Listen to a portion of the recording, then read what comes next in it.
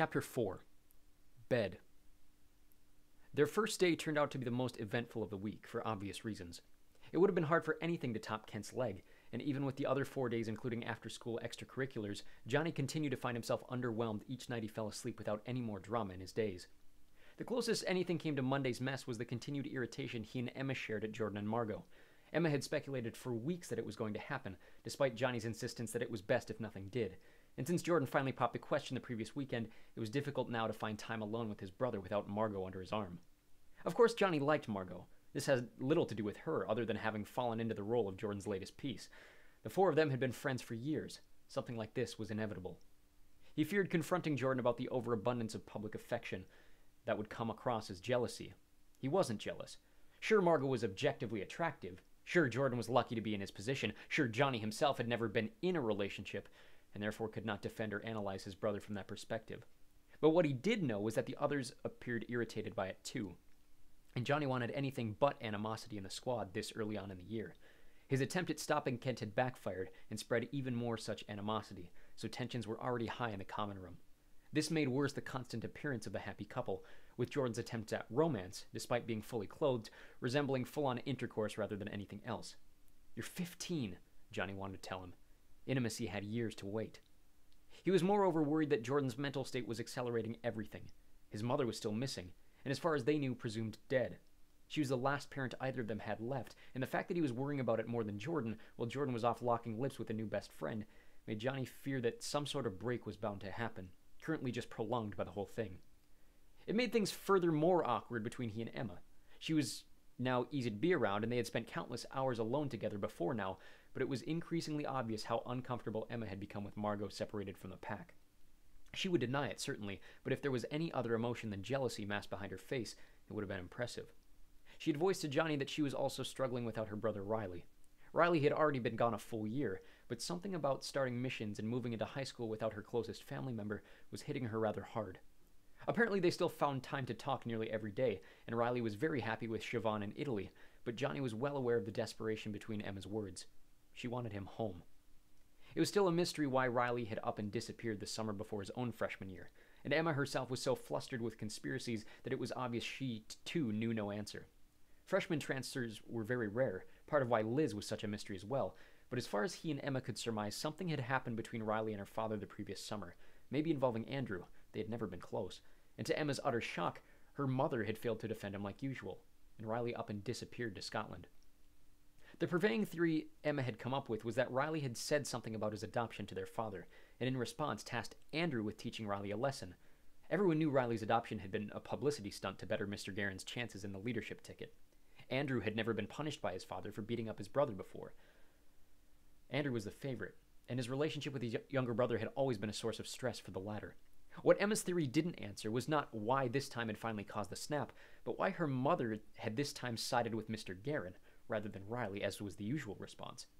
Further puzzling was why Mrs. Guerin seemed uninterested in bringing up her favorite son, and every time Emma brought up the topic, her mother broke down in tears, never blaming even herself, but accepting the harsh reality for what it was. It was not a topic Johnny enjoyed delving into with Emma, as it always dragged down the mood of the day, but it was one about which she was constantly passionate. He doubted they would ever get a clean answer. They had been at it for over a year.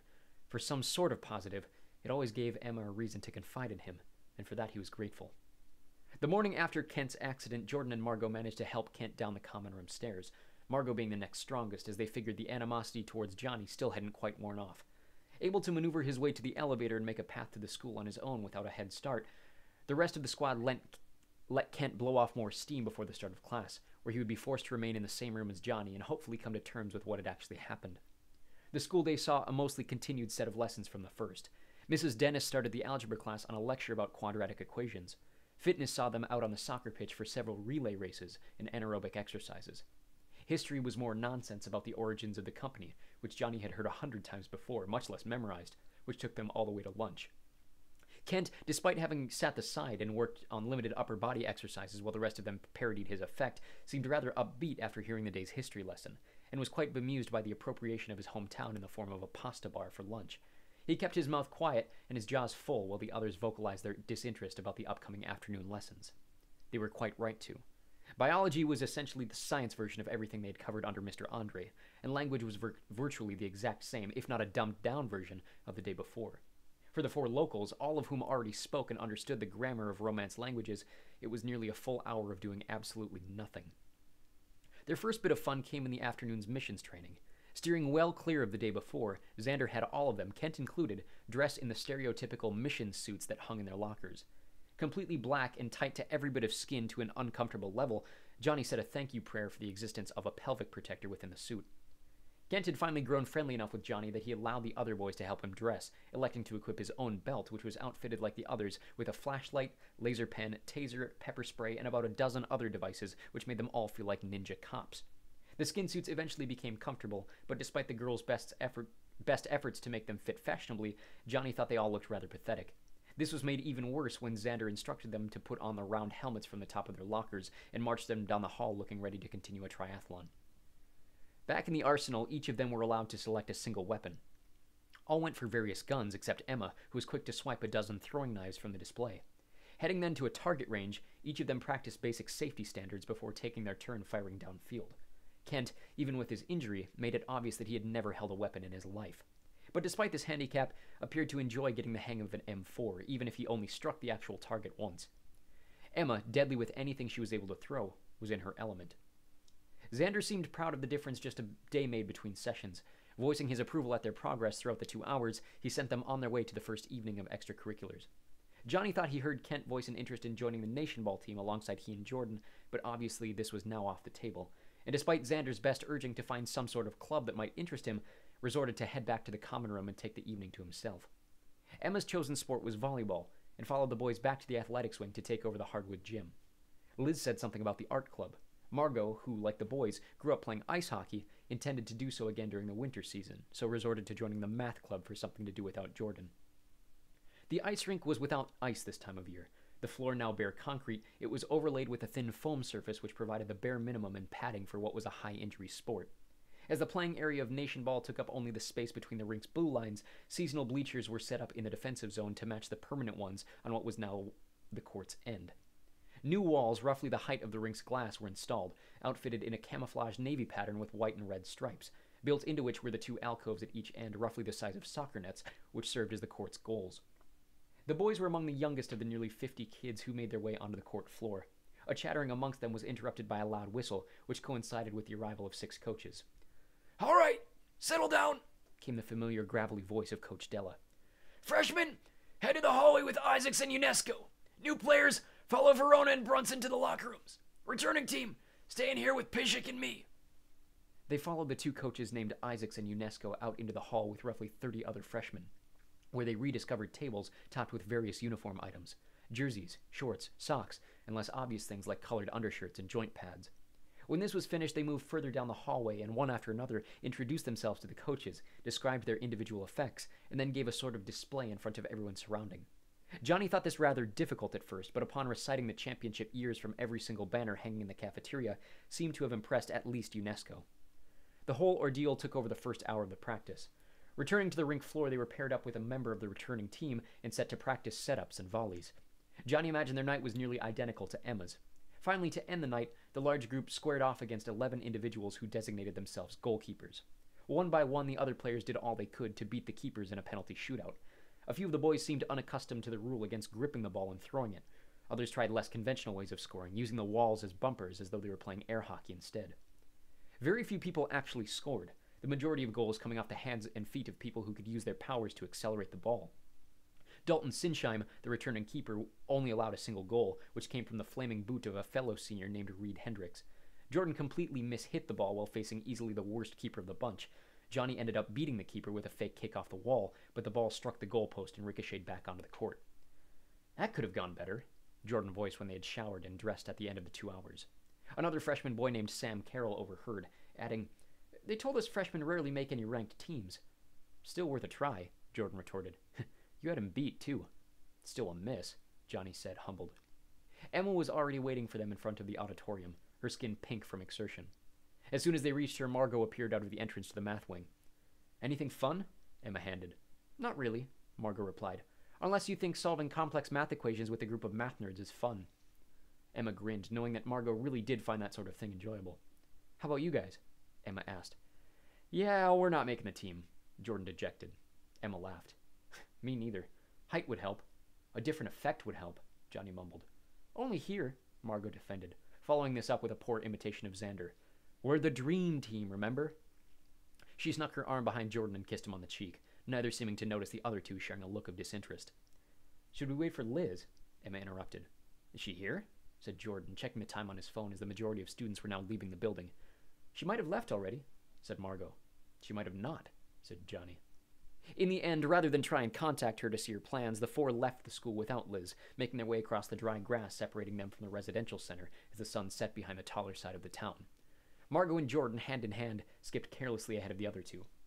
Halfway home, Emma tugged on Johnny's arm, apparently eager to tell him something out of earshot of the others. Help me kick them out of the common room, she said. What? This? She said, gesturing to the affection in front. I can't do this much longer. Johnny sighed approvingly. I can't either. What's your idea? Good question, she breathed. I think the Astros have the night off. Margot doesn't know that, he argued. She will as soon as she looks it up, Emma said. What about the Twins? Johnny frowned. Jordan's not going to let me have the living room to watch the Twins. You're probably right, Emma sighed. What else is on a Tuesday? Johnny tried to think. No other sport was on this early in the season. Any big news we could claim? Emma was already on her phone. Russian annexation of Crimea, she read. Louisiana abortion law. Israeli land seizure. How about that? They don't care about Israel, he said bluntly. Yeah, me neither, she continued. Democracy protest in Hong Kong? Johnny huffed. We're not getting that TV. Yeah, you're right. Emma looked dejected, but she continued to look focused as they made their way into the building. Just before they got to their front door, her eyes popped wide. I've got an idea, she muttered quietly. Just follow my lead. When they entered the room, Jordan kicked off his shoes and practically ran to the couch.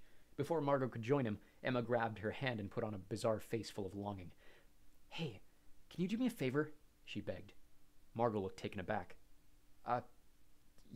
Sure. What is it? Emma took a deep breath.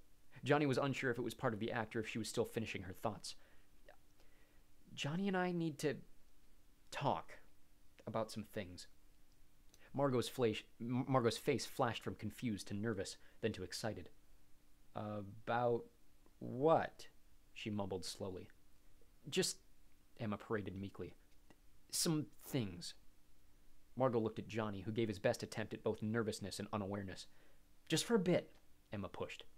Margot hesitated. Can't you use your room? Emma blushed. Real or not, Johnny again could not tell. She hesitated. I don't think we're there yet. Margot nearly blushed herself. Her top lip curled under her teeth as though holding back a smile. Yeah, sure, she said again, perking up to her boyfriend on the couch. Hey, Jordan, let's go. He popped his head over the side of the couch. What? We're going to your room, she instructed. He looked surprised. Oh, are we? I'll explain it later, she pushed, kicking off her own shoes and waiting for Jordan to catch up outside his bedroom door. Let me know how it goes, she said with a sarcastic wink before the pair disappeared behind the cloudy door. Johnny could do nothing but stare at Emma. She kicked off her shoes, grabbed herself a glass of water, and leaned maliciously over the island before he even thought about taking off his own. What was that about? He finally asked. She gestured for him to lean over the countertop so she could whisper away from eavesdropping. Margot has the interpretation that we're supposed to start dating soon, she whispered bluntly. Johnny felt his eyes pop from his head. What? You and me? Emma was smirking. She nodded. She said that, he asked. Her, she started, and my brother, and my mom, and Kent. Johnny felt like laughing. What? Why? Emma leaned in to whisper again. Apparently they all think I like you. A bizarre shudder went through his body, and he couldn't decipher whether it was a thought of excitement or disgust. He hoped she was joking. He looked her straight in her blue eyes. Her face had gone blank with emotion. Well, do you? As soon as the words left his mouth, Emma grinned from ear to ear. For the first time in nearly 10 minutes, Johnny felt completely certain of his friend's thoughts. No, she said, her voice returning to normal volume. Johnny released a sigh of relief. For a moment before, he thought he was going to lose his last remaining friend over something as insignificant as a crush. Huh, good, he found himself saying. Emma, too, her face pink with constricted emotion from the scene, sighed in return. So, What are we going to do out here? What, instead of make out? She teased. Twins and Orioles. Still scoreless. Who's pitching? He laughed. Emma continued on her phone. Hughes and Gaussman, she stated. But we should check on Kent first. He followed her upstairs to Kent's door, which was shut but unlocked. After a few knocks, Emma opened it to find Kent sitting semi-upright in bed, watching a car auction. Johnny kept his head out of view, still not sure if his appearance would sour Kent's mood. Hey, she said sweetly. You need anything? I'm good, came the reply. I ordered a pizza earlier. I didn't realize this place had room service. Yeah, Emma stumbled. Well, holler if you need anything. She shut the door softly. He does know that costs money, right? Johnny said when both had turned away from the bedrooms. I hope so, Emma replied. He'll learn pretty quick if he doesn't. What's his background? Johnny asked at the foot of the stairs. Like, what's up with his family? You'd know better than me, she said. You're the one who memorized his file. Memorize was a strong word. He'd only really skimmed through the basic information. I figured he would have mentioned it to you when you went on that walk Sunday. Emma grinned secretively. He asked me out on Sunday, she hushed. He did what? Emma's face reddened, nodding. What did you say? Johnny prodded, the TV now turned onto the game.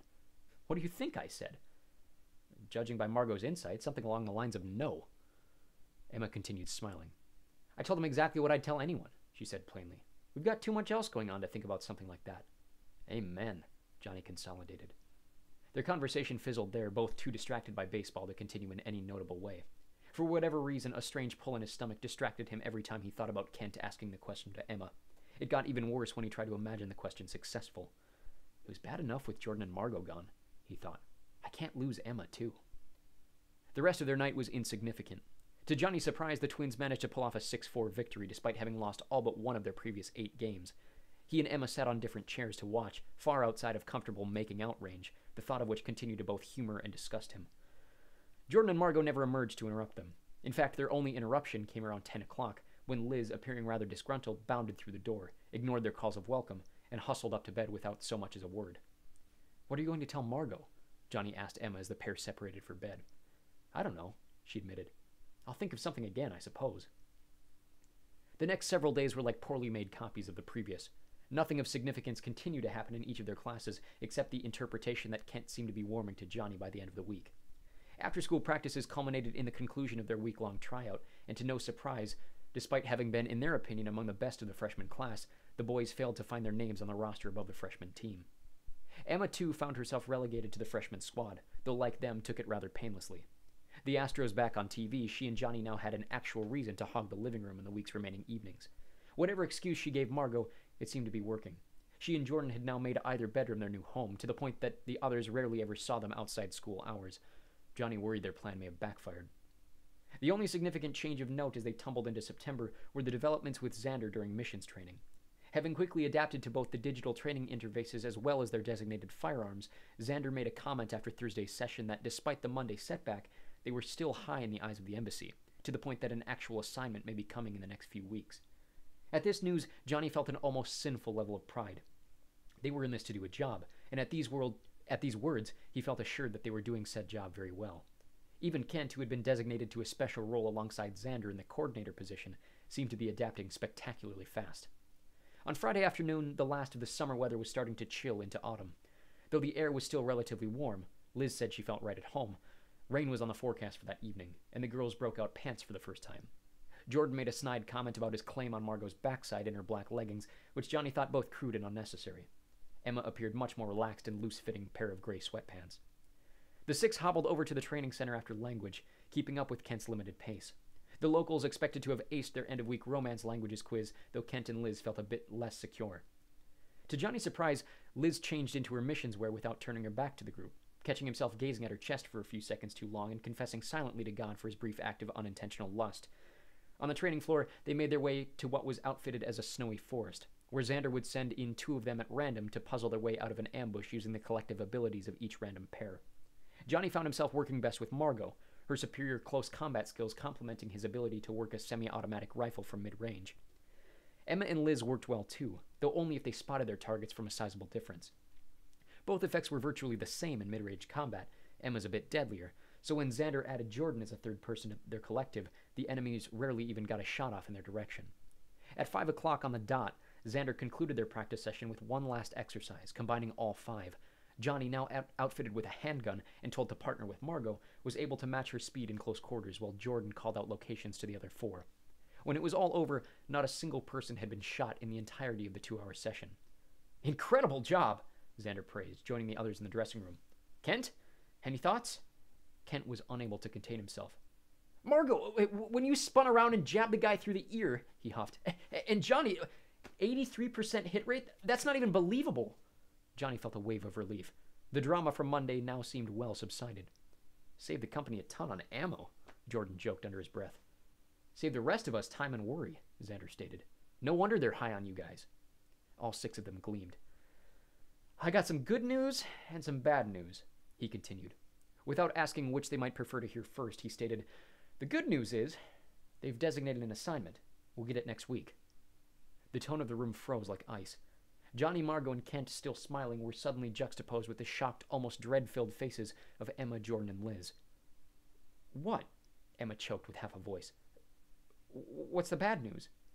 Xander tossed his tablet onto his chair resolutely. "The bad news," he sighed, "is that I'm not letting you take a long weekend." The 6 set of eyes darted across from one to the next. It seemed all of them had forgotten Monday was Labor Day.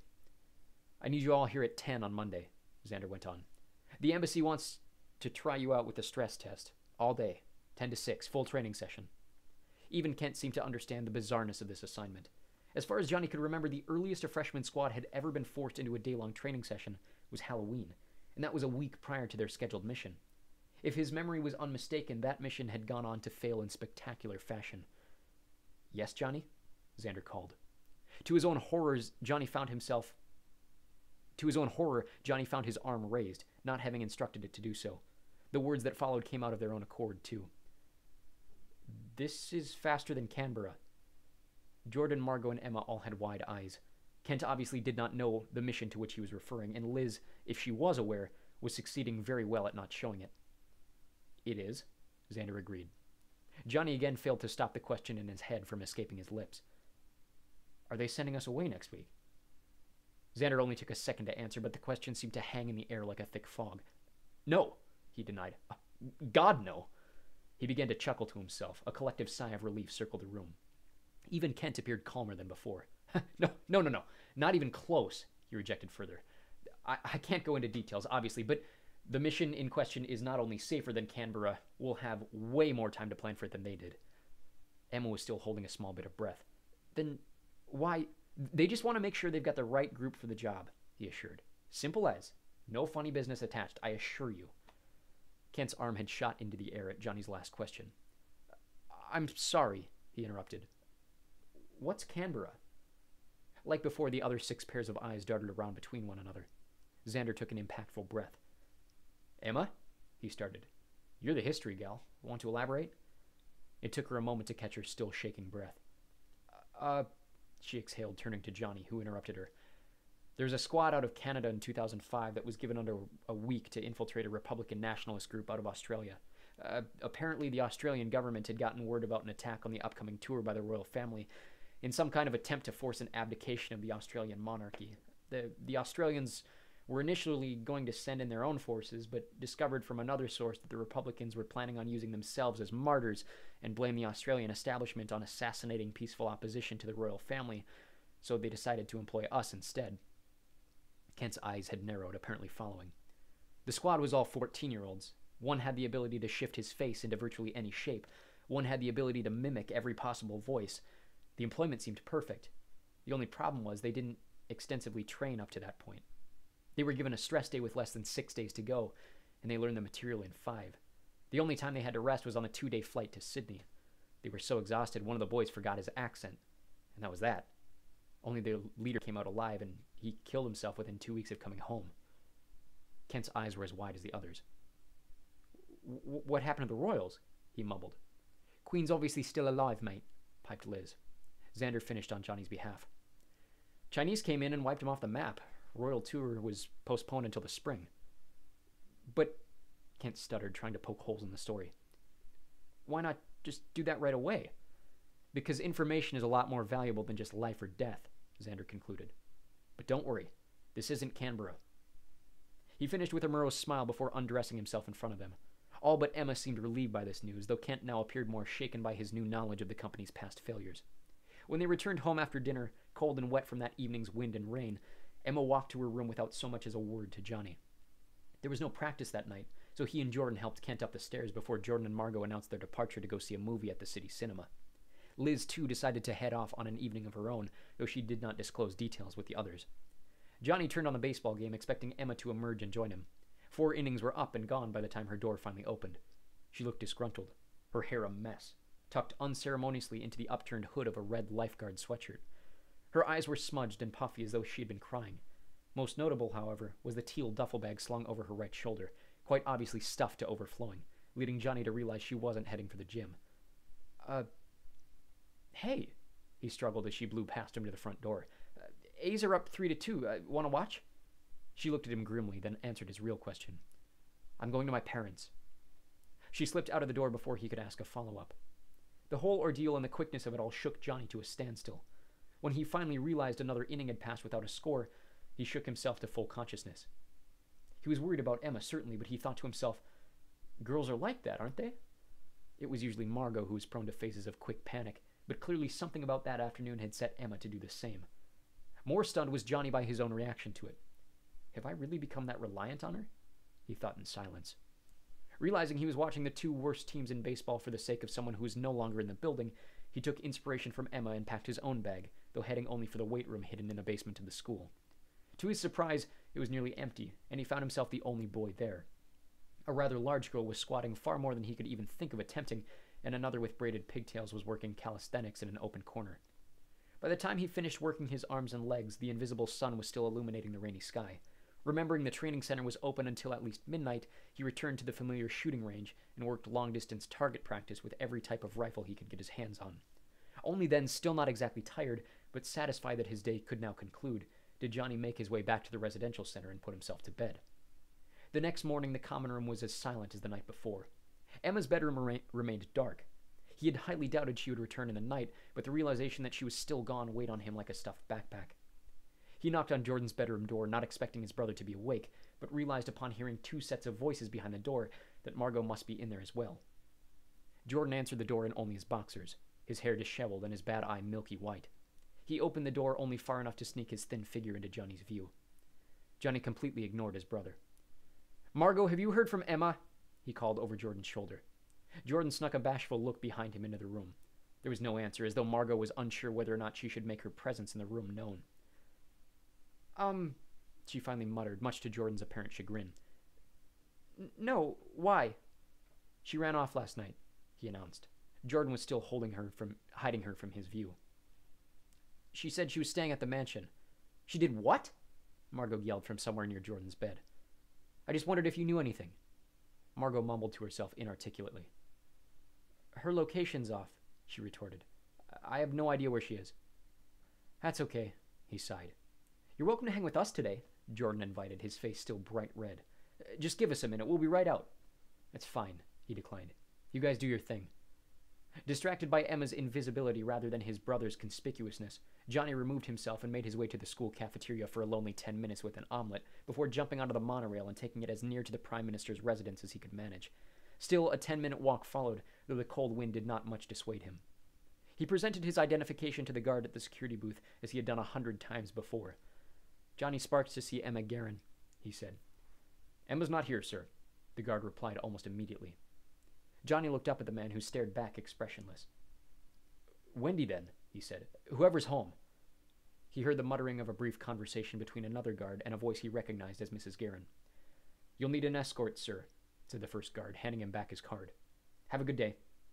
Thanks, he failed to vocalize. An escort meant someone important was inside. Was it the police? He thought, walking to the house alongside the silent second guard. No, he rescinded. There would be cars. Still, something could have happened, the negative half of his head continued. Maybe they haven't found her yet. Maybe they know she's disappeared. His questions were answered almost immediately when he entered through the front door. Mrs. Guerin was there to welcome him with a great bear hug, but beyond her, visible in the kitchen, sat 3 men, 2 of whom he recognized. Johnny! The Prime Minister echoed from across the hall, matching the sentiment of his wife. He stood up, as did the others, apparently coming to shake his hand. "No need, sir," Johnny declined politely. "I'm just—" But it was no use. Mrs. Guerin had ushered him into the kitchen, where the Prime Minister introduced him to the others sitting beside him. "Please," Mr. Guerin led. "No need to rush." The man on his right was as famous as he was. The Deputy Prime Minister Shane Daniels was a moderately sized politician, with a jawline sharper than his inquisitive gaze. With tan skin and wavy brown hair, he reminded Johnny of Emma's brother Riley. He shook Johnny's hand with a firm grip and a slight wink before sitting back down. "You know Shane," Mr. Guerin introduced. Not knowing Shane was hard to do. He was an oddly quiet man, never saying much in press conferences unless necessary, though his appearance was always apparent. Even now, while the other two men stood comfortably in sweater vests, Shane was dressed in a full suit. Beyond having the face and figure that would make him a star in both real estate as well as politics, Shane had come back from extended years in Afghanistan as a war hero, and Emma half joked once that her dad only added him to the ticket so his own popularity wouldn't be outstaged. This was, however, the very first time Johnny had met him in person, and was rather taken aback by the wink, starting to question if it had even happened. "And this is Doug Symbolic," Mr. Guerin continued, "Minister of Foreign Affairs." Johnny recognized the name but had never seen the face. His shake was rather weak compared to the other two. "We were just discussing business," the Prime Minister humbled. "What can we do for you?" Shane was still staring at him intently. So were the other two, Johnny realized, but something about Shane's eyes seemed more pressing, and for a moment he forgot why he had even come in the first place. "Oh," he muttered. It's about Emma. Have you seen her?" "She stayed here last night," Bill alibied. "Honey, do you know where she went off to?" "She said she was going for a drive," Wendy corroborated, handing Johnny a glass of ice water from the fridge. The other men seemed unfazed by this revelation. Emma was only 14 and therefore unable to legally drive in the state of Wyoming. "I'm sure she'll be back tonight," the Prime Minister insisted.